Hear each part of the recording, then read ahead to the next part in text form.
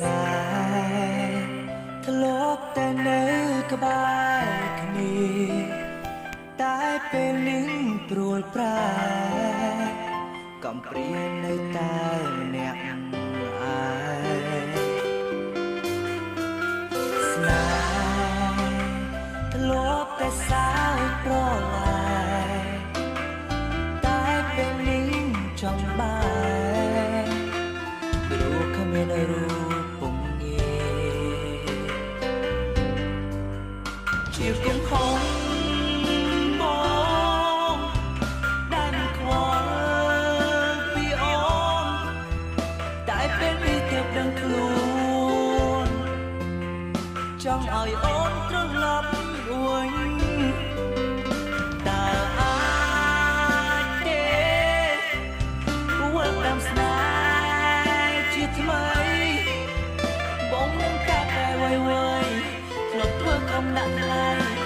សន្យានឹងរូបស្រីមិនធ្វើឲ្យទឹកភ្នែកទៀតទេ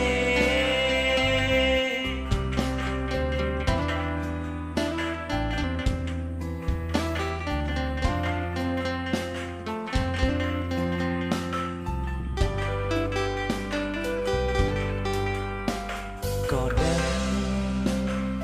អូនមិនអាចត្រឡប់ពេលនេះស្នេហ៍ត្រូវចប់បញ្ឈប់រាល់ក្តីស្រឡាញ់ពេលនេះទើបដឹងខ្លួនសោកស្ដាយពេលឃ្លារូបឆោមឆាយចិត្តកាយហាក់ដូចកំព្រាជាគំហងបងដែលមិនខ្វល់ពីអូនតែពេលនេះទើបដឹងខ្លួនចង់ឲ្យអូនត្រឡប់វិញតើអាចទេវិលតាមស្នេហ៍ជាថ្មីបងនឹងកាត់តែវៃវៃធ្លាប់ធ្វើខំដាក់ថ្លៃសន្យានឹងរូបស្រីមិនធ្វើឲ្យទឹកភ្នែកទៀតទេ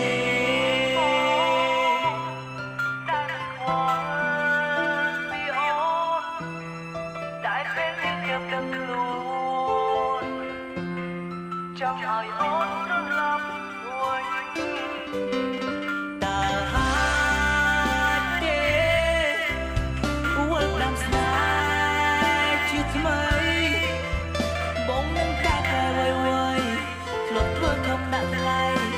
សន្យានឹងរូបស្រីមិនធ្វើឲ្យទឹកភ្នែកទៀតទេ